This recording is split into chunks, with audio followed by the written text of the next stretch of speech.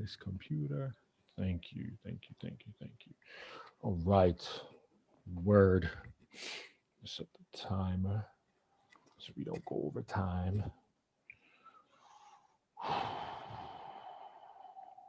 Sheesh. Sheesh. All right. All right. The last podcast interview for Hope. Yo, this is dope. It's got Yes. to be a good one.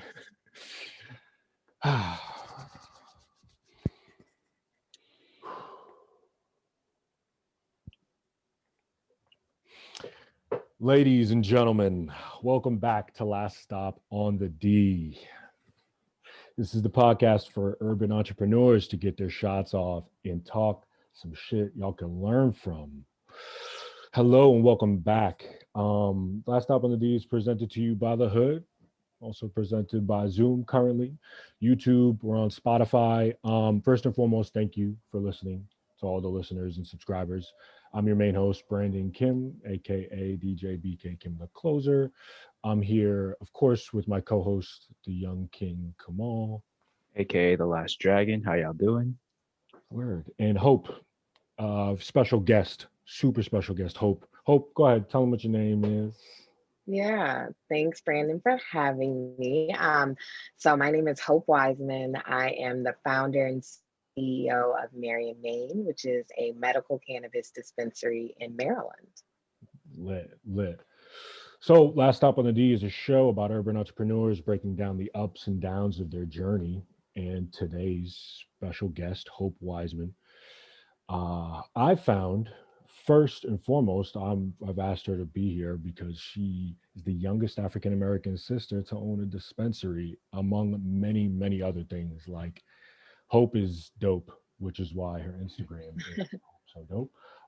But Hope, I mean, my first thing I gotta tell you, when you mentioned Viktor Frankl in that TEDx, I thought that was really dope. I thought that was real cool. Thank you. Yeah, Hope has had quite a journey, and I asked Hope to be here and answer some questions about her journey and kind of go in on the ups and downs.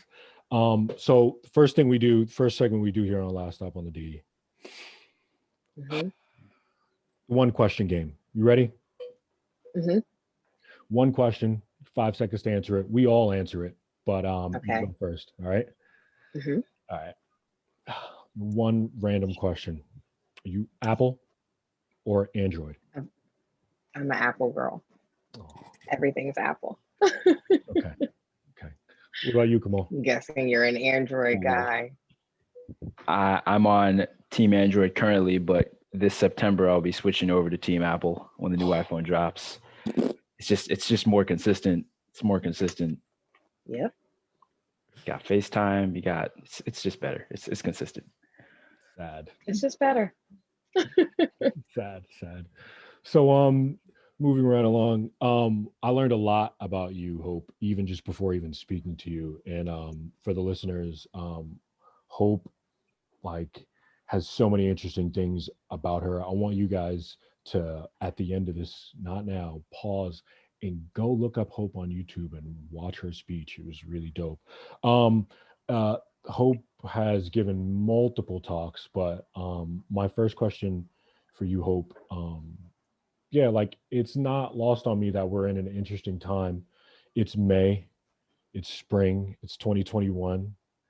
We now, and you guys know this, my listeners know this, there's more states with legal marijuana than states that don't have it. I think it's Right. 30 plus states, and it's beautiful. It's a beautiful thing. hmm That's particularly why I asked you to be here. My first question to you, since you are an African American woman and you are the youngest entrepreneur in this field,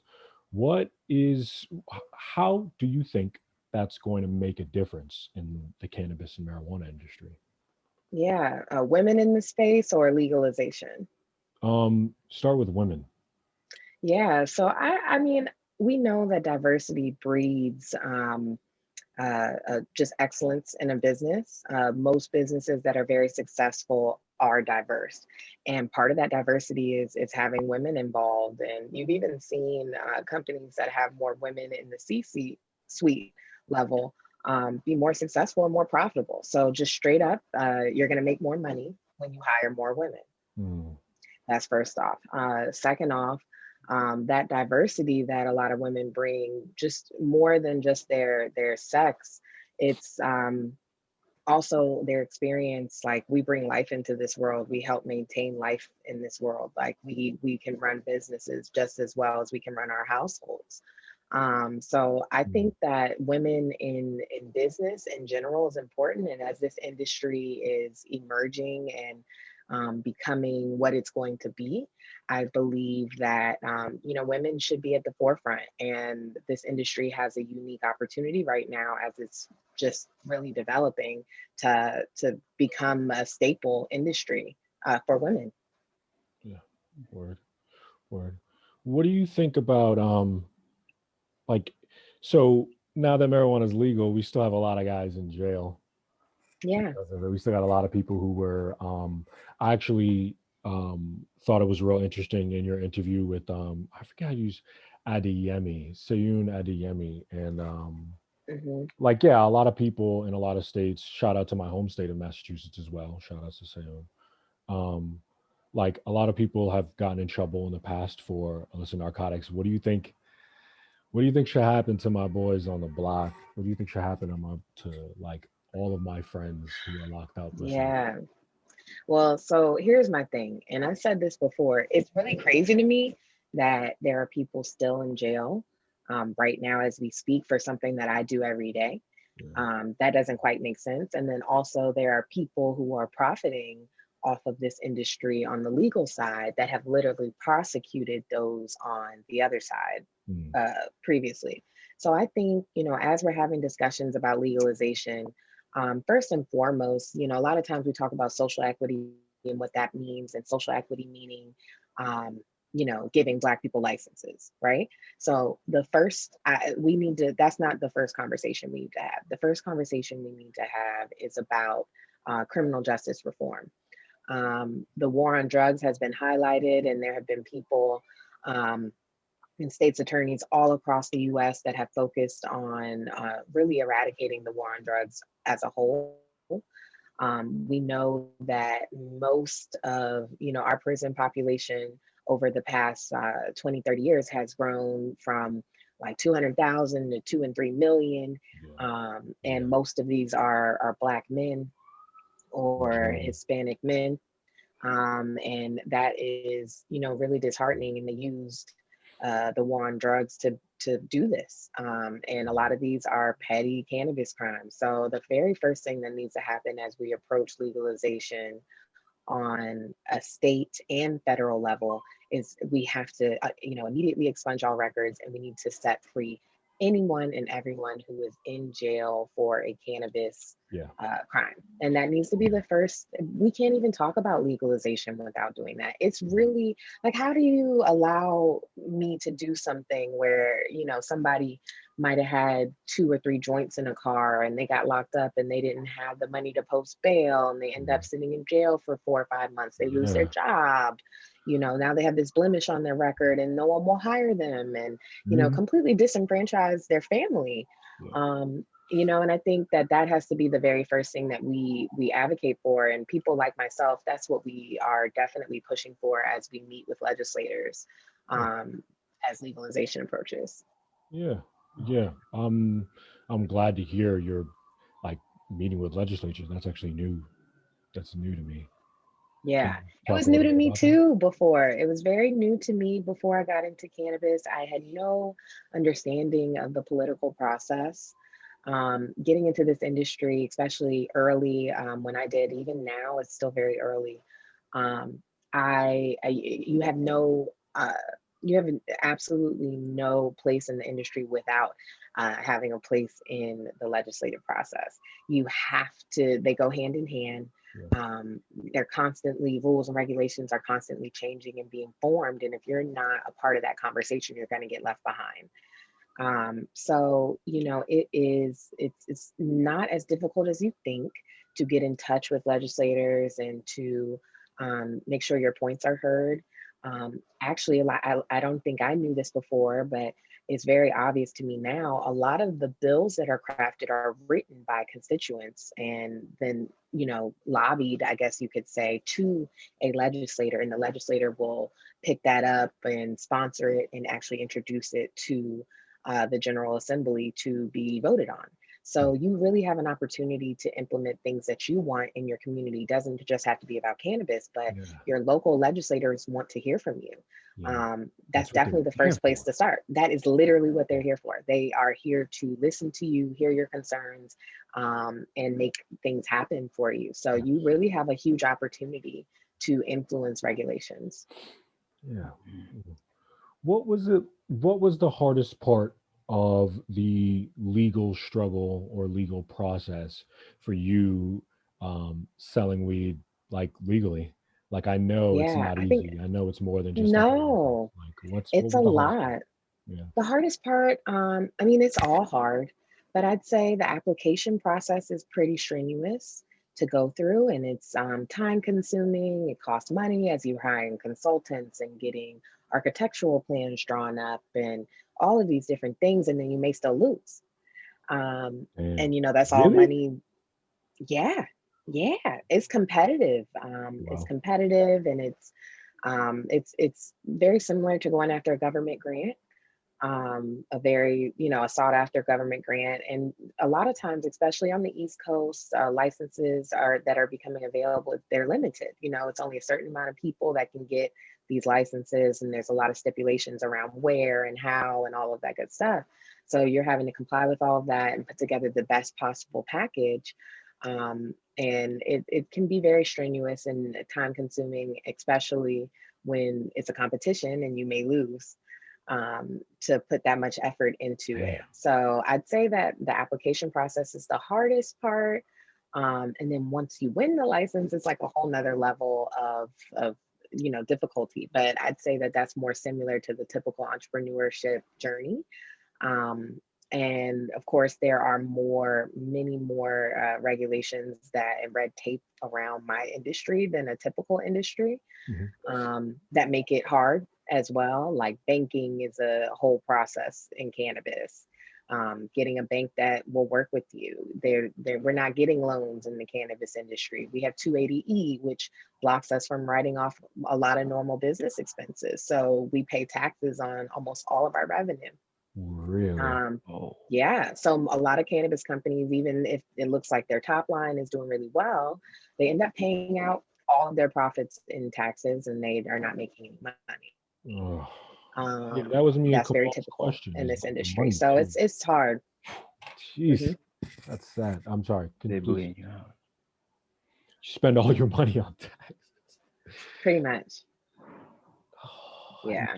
so yeah, like so how much roughly would you say? So Kamal and I's last interview was with hemp farmers, and it can be very, very expensive. How much would you say starting just a dispensary over the course of like the application process and the architecture?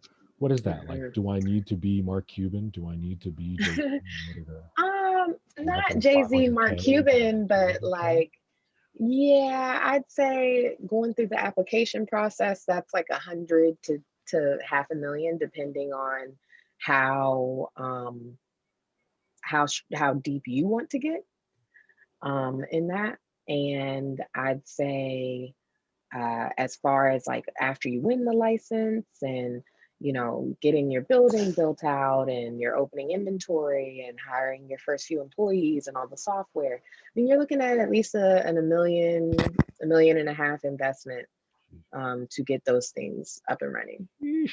Oh, geez, that's a Yeah. pretty money. Yeah, it's definitely not a cheap industry. I tell people all the time, though, this is a whole multi-billion-dollar industry. That means it has so many different sectors and so many different things. You don't have to touch the plant. You don't have to be a dispensary owner, cultivator, or processor to make money in this space. In fact, a lot of companies that are doing really well don't do any of those things. Mm, There's a lot of ancillary businesses that support me. Software companies, tech companies are like killing it. They're getting crazy valuations. They're consolidating, they're doing a lot of really great things. There are business services in the space. There are marketers in the space. There are people who provide equipment. There are people who do insurance in the space. There's just so many different ways that you can be involved and make money without owning a dispensary. So before Kamal asks his question, I work in IT. Is there spaces where they need IT guys at dispensaries? Of course. Of course. I mean, we have so many different software, making it all speak to each other and making sure it all works. I mean, we have equipment that needs configuring and TV screens that display our menus and advertisements. I mean, there's just so many different things, phone systems that could be, yeah, that IT could definitely be useful for in the dispensary world. Mm, I didn't think about okay, the okay. overlap. Maybe I need Yeah. to start applying out here. Yeah, listen, I'm only looking to change. I'm not I gonna mean, lie to it's you. to be known. I'll say that a lot of cannabis companies are just like, everybody's wearing like 10 hats because, like I said, we can't write off typical business expenses. We Yeah. have to be really smart and lean with how we do things. So we use a lot of third-party companies. A lot of people are not hiring like internally for certain things just because it's hard to keep people on payroll. Um, but yeah, it's definitely it's a budding space, all pun intended. Mm, mm. Yeah. You touched earlier on the legislative process that you guys kind of influence, and that synthesizes with a question that I had about how you guys actually well, basically how you guys do community outreach, because I noticed on your site that it mentioned that you guys were in general very outgoing in relation to that, which leaves me hopeful because I don't know how many other dispensaries are doing that.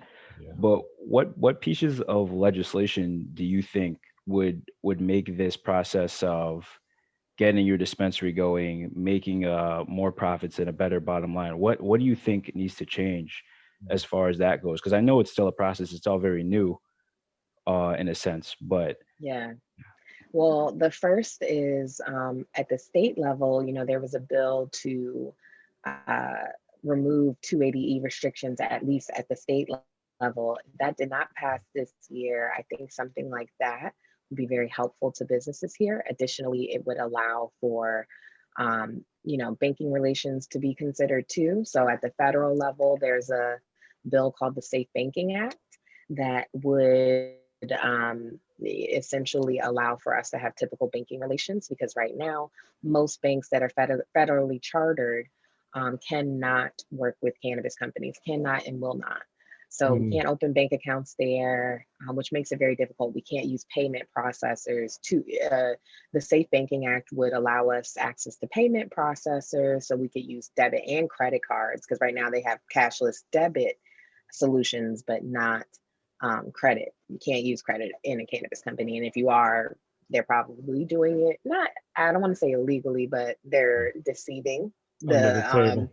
they're not telling them what they're actually selling because it's not allowed.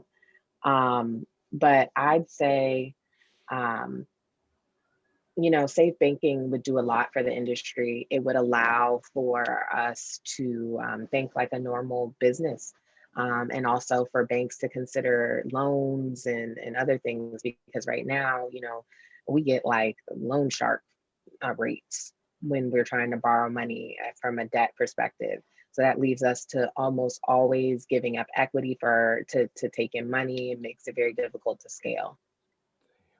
Jeez. It's crazy too, because like I'll go on a site, maybe like Reddit, and they'll be saying, "Oh, the cannabis industry generates this much in taxes," and everyone's like, "Oh, that's great," but there's another side to it. It makes it harder for you guys to grow as a company. I Yeah. don't think people I are mean, it's considering that. great for the country, right? The country, it's like, oh no, we're gonna make this a Schedule 1 controlled substance and Mm. tell you that this is federally illegal, but we'll take your money though. We'll take that tax money. They're all about So, that. hmm So how did you come up with the name Marion Maine? Um, guys, go follow Marion Main, Yeah, Main at Instagram, on Instagram right now. By the way, yeah. how'd you come up with the name Marion Main, and what's it like in your dispensary? What's different about your spot than other spots I may visit? Yeah, so Marion Maine is all about eradicating the stigma. So it's about the intersection of cannabis and mainstream culture. Mary is a nickname, Mary Jane is a nickname for cannabis, and Maine just short for like Main Street or mainstream culture. And it's about that intersectionality of it. I want to create a brand that doesn't perpetuate the negative stigma that is surrounding this industry. Mm, And I wanted that brand to come from a Black woman. There's something to be said about a serious brand in the space. I love a lot of the cannabis companies. I love traditional legacy brands. I love the fun, playful nature of our industry. I do. right. But I come from a serious finance background, and I believe that this industry deserves to be taken seriously. And sometimes that gets hard when, the big brands you think of are like perpetuating like hip hop rap culture, and like it's just a little playful. It's hard for the larger investors and all of these people to take it seriously from that perspective, Hmm. Hmm. even when they're making money. Cookies is a really good example. Cookies has had, almost $1 billion valuation. They've actually been offered almost $1 billion to sell the company. So I mean, it's a very urban brand, and it has a playful nature. It's called Cookies.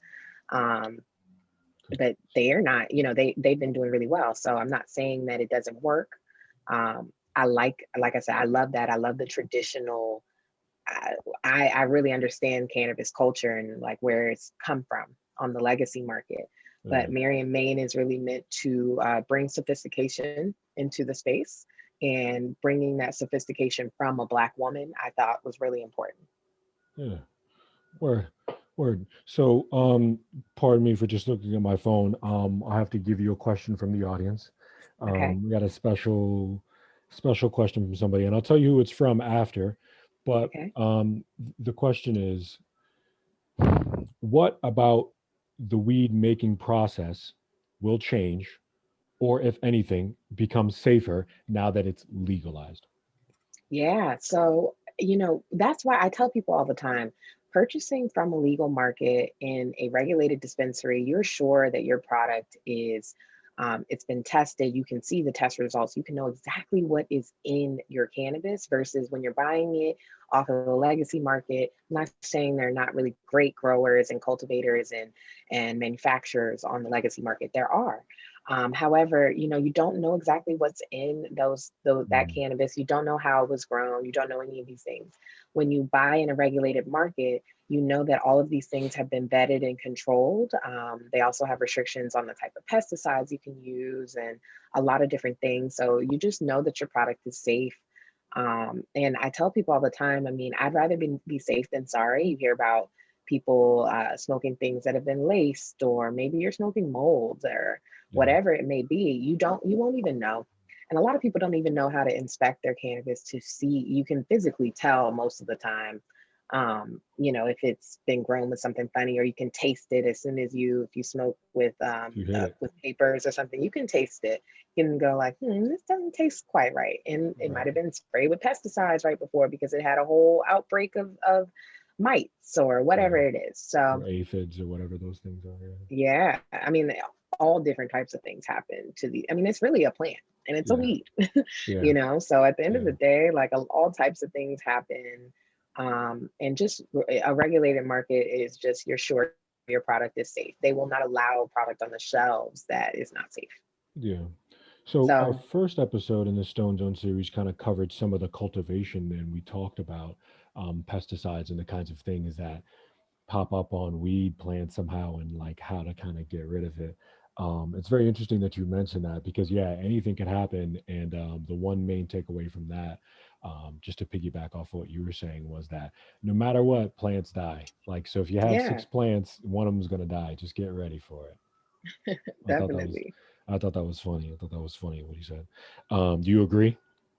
Yeah, for sure. I mean, it's definitely a process. And like even when you grow indoors, you have to like really learn your spaces, like humidity levels and the best lighting for that space. I mean, that's why a lot of times when new markets open up, there's always a shortage of flour, even if there's like a lot of people Mm, cultivating, because they lose a lot of their crops in the beginning, just testing things out, which is I'm sure really disheartening, to put that much work and effort into it, and then your crops die or they test really low, or something like that. So yeah, it takes a second to learn an environment. yeah, yeah, it really does.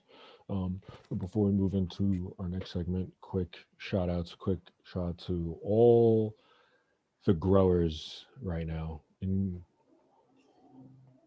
shout outs to you if you're just starting your grow up. I know somebody Hmm. specifically in Massachusetts right now. Shout outs to UD. I know it's hard, but yeah, just keep listening. There'll be some good stuff in here for you. Um, so yeah, if you're just tuning in, you're listening to Last Up on the D. Today we have Hope Wiseman as our special illustrious guest. Probably one of the illest guests we've had so far, I think. Oh, thank Um, you. Hope's fucking dope mainly because uh you were Hope was a cheerleader, a banker, and I got another question I have to ask. We might cut this out. Who shot your dad? Who shot your dad? Yeah.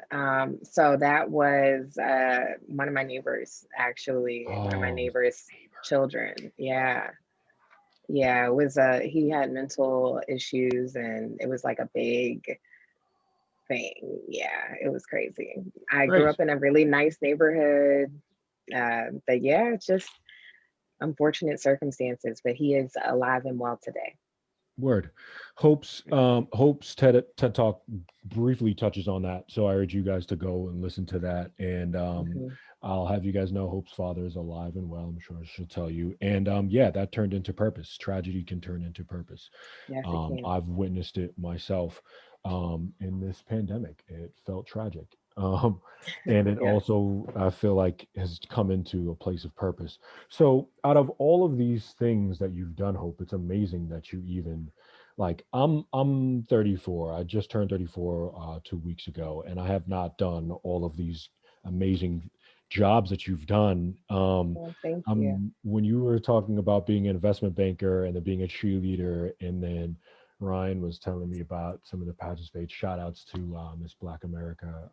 Yeah. You can you tell some of the listeners what was one or two things that you took from all of those jobs and kind of inserted them into your new life now as a dispensary owner? I'm sure there's many other Yeah. chapters coming, but yeah. Go So, yeah, like you said, Ryan, our mutual connection, we grew up doing pageants together.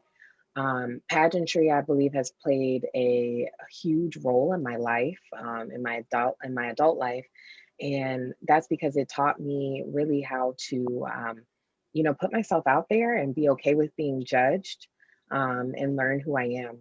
Mm, Um, I believe that it taught me how to perform in front of people and be that type of person without losing myself.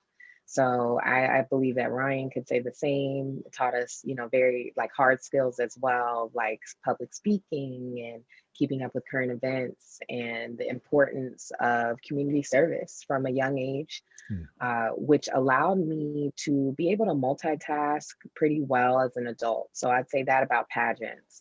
Going more into like straight career experience, my experience in investment banking taught me so many hard skills about finance and how to actually evaluate businesses and companies, including my own.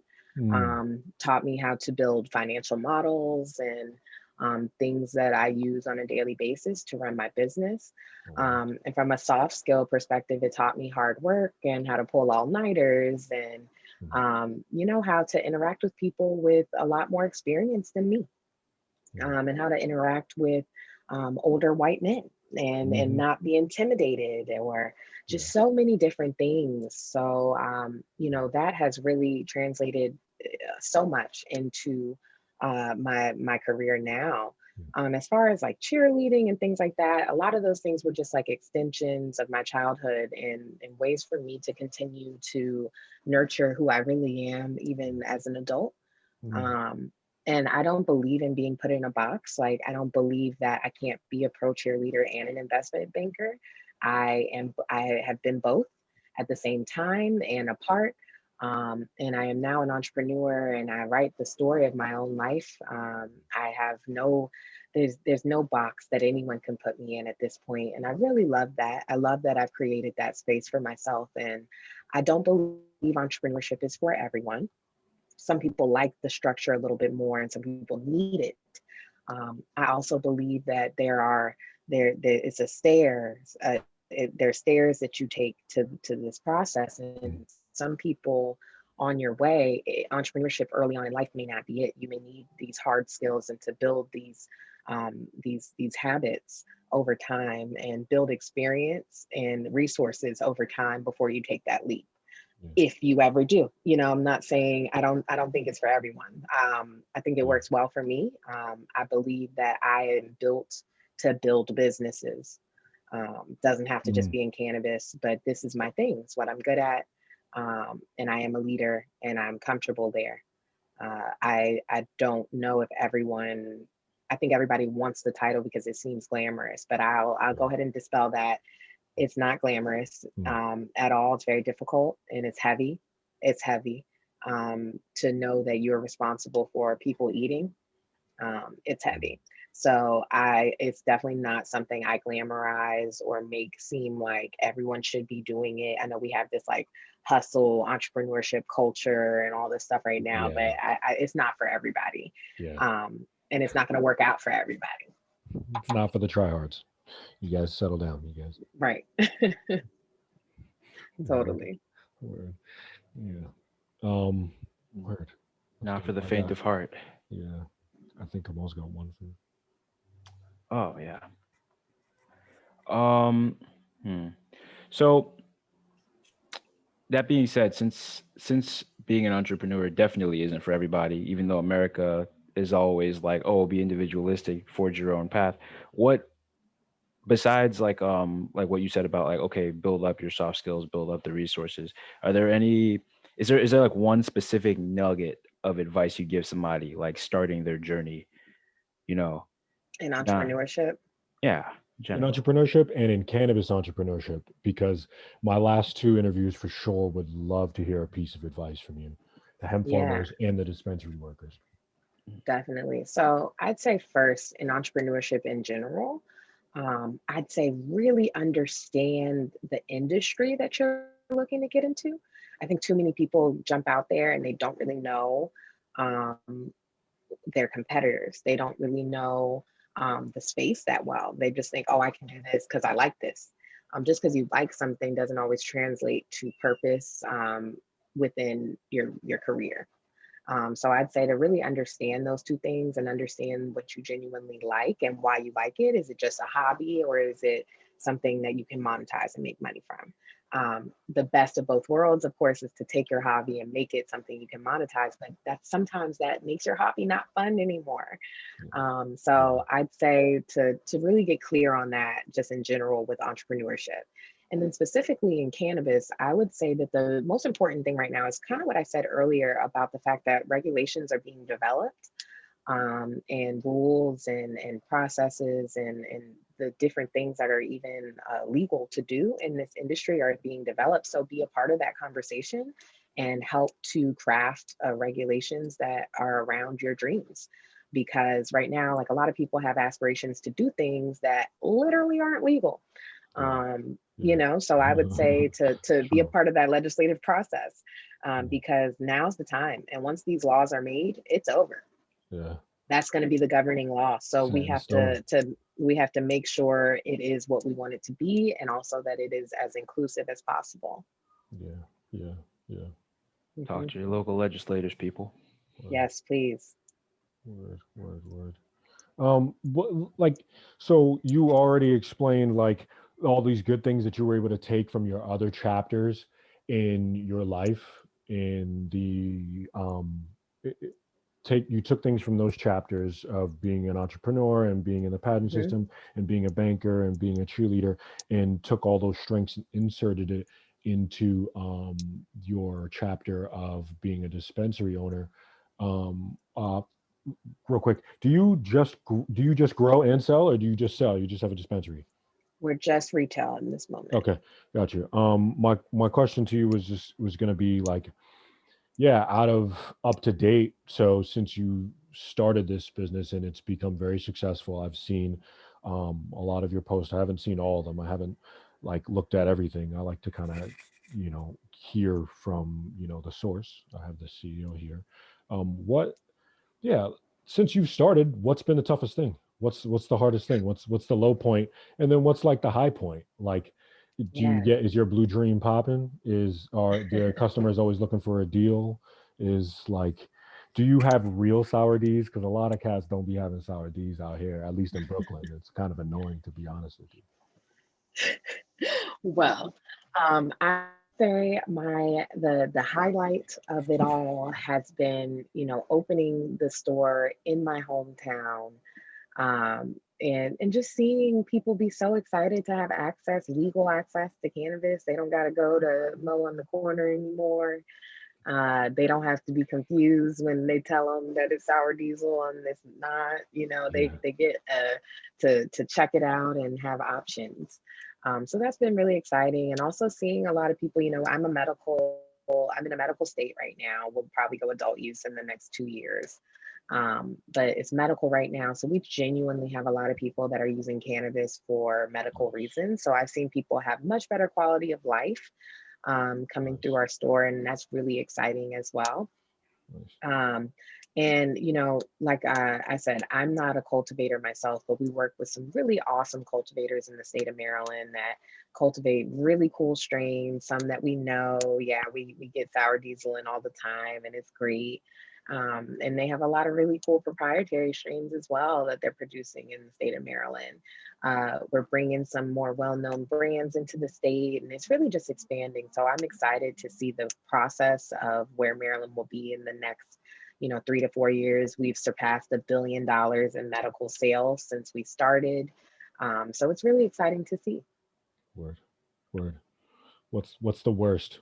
What's the shit that's the worst? What's the worst? What do you hate the most? I mean, regulations are the worst. I mean, you cannot run Rules. your business the way rules are hard, and there's a lot of them.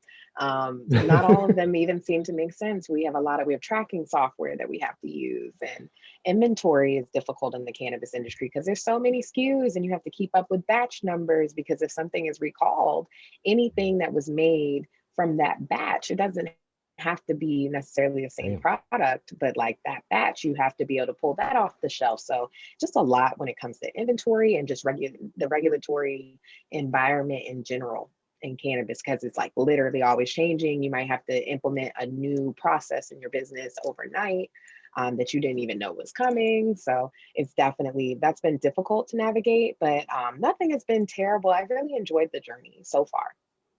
Word. Are you putting on for me? You sound that. No. I know it ain't easy. I know it's not easy. I've had so like that's really all the questions I got.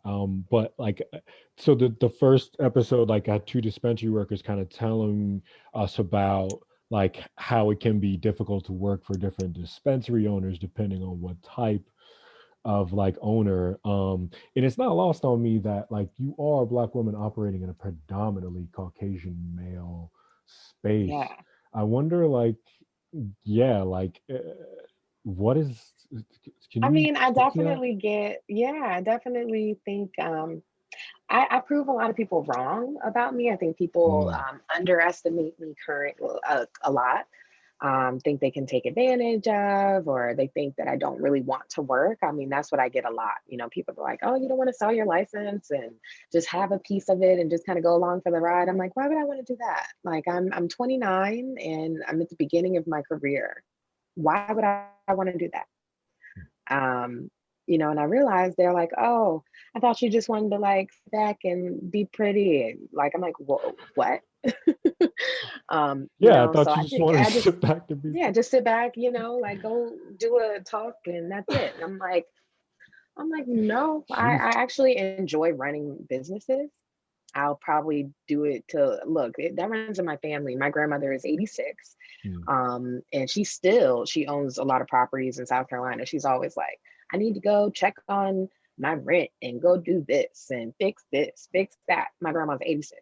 My mom owns her own dental practice and also works side by side with me to build up Marion, Maine. I have no end in sight. Even if, we're not always in the retail dispensary business, I'm always going to be running businesses. I was literally raised to be who I am. So I think that that's the biggest thing for me. It's just I'm constantly underestimated. But I mean, look, Black people and women and young people, and I am all three of Mhm. those things. We've been dealing with that forever. So this is not new, and I am ready, and I am not surprised. So it is what it is. I look at it, and every time, I'm like, okay, Mister, you think I'm not on your level? It's okay. One, I will show you who I am, and I've definitely gained a lot of respect. Word. Brrrah. Shout out to Hope, Yeah. yo. Don't be messing with my girl Hope out there, yo. Don't be messing with me around. Come at me. That's crazy. Wow. Okay. Yes. Okay. Yes. How many tangential?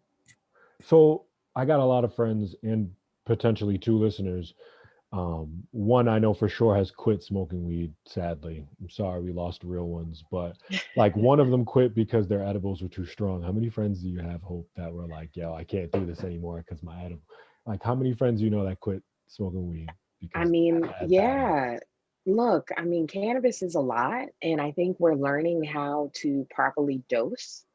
A lot of, especially if you started smoking early in your life, or as if what you called recreationally smoking, a lot of us abuse cannabis. We overdo it. Yeah. We're smoking till we get so high you can't Mhm. even move, and you're eating 40 milligrams of THC. It's just too much for Yeah. our bodies, and there's a diminishing effect 5 blunts a day. of, 5 blunts a yeah, day. that's a lot. It really is a lot. And I'm not bashing anyone. I've been there. I've been there. I've been a very functional smoker for a long time. But probably in the past like 3 or 4 years, as I've started to get a little older, I'm like, I can't really do that all day. Yeah. It's not Yeah. conducive for me, and it's starting to give me diminishing effects. And there's kind of a bell curve of how cannabis affects you. And there's a point where you reach a peak, and that's where you need to stop. Mhm. That's the point where your body kind of balances and is in homeostasis. And after that, there's diminishing effects. So I know people always say, well, you can't really get higher once you're high, right? Mhm. And it's like, no, but it affects your body worse. Yeah. So, smoking 5 and 6 times a day is just not good for you. It's Yeah. just not, and it's not because one, smoke in your lungs is not good. And this is coming from someone who does periodically still smoke, but and used to smoke very heavy and used to smoke out of tobacco products and all of that. Yeah. The smoke in your lungs is bad, Yeah. period. But at the same time, there are a lot of therapeutic effects, and inhalation is one of the fastest onsets. So like, Mhm. if you just want to feel relief within 5 to 10 minutes, smoking is the only way to do that.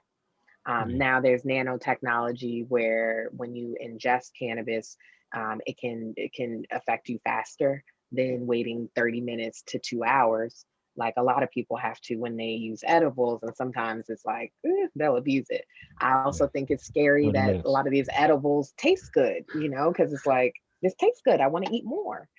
And then you're just so high. Like, I personally hate the edible, like, stuck Yeah. feeling. I hate Yeah. it. I'm It's stuck. just too Yeah. much. Can't I turn just it hate off. feeling stuck. Like, Get me yeah, out you're of just like, I don't want to be this high. there. So I just think that we as a people have to like learn more about Yeah. like how cannabis really affects our bodies, learn about the endocannabinoid system Yeah. and how cannabis works for you, because it's different for every single person.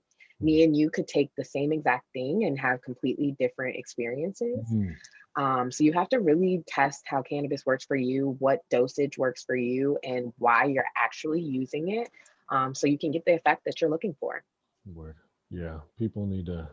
Yeah. I mean, their main complaint is that like edibles are too strong, but I'm just like, guys, you can always eat more. You can't eat less though. Just Less, start, right? like Eat 5 milligrams at a time. Eat right. 2.5 milligrams and try that. That's why I really like the microdose products that are coming onto the market now.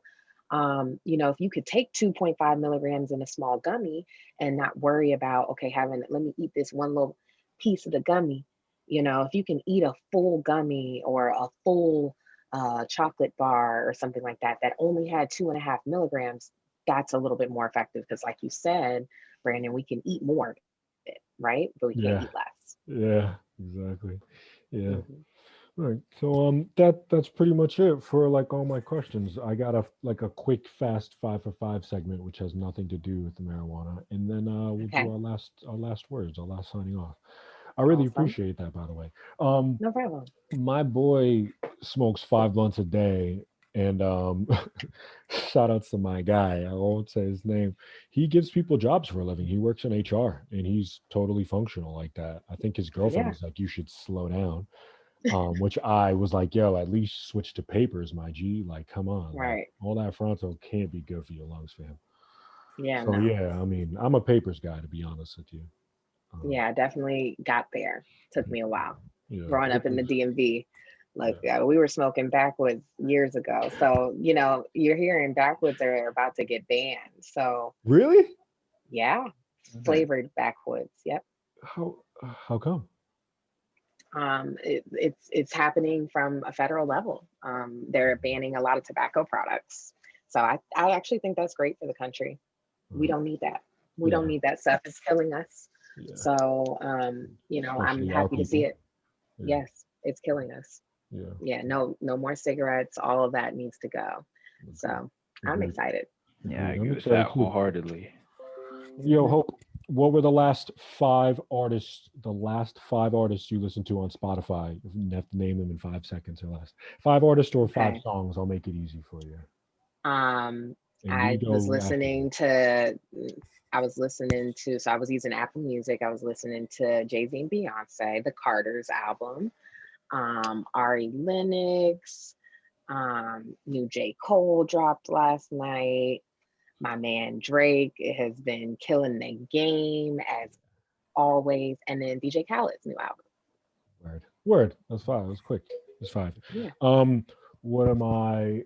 My last 5 things I listened to, BIA or BIA. So Hmm. that's Yeah. Murray. If you haven't heard of Murray, it's dope. Give it a listen.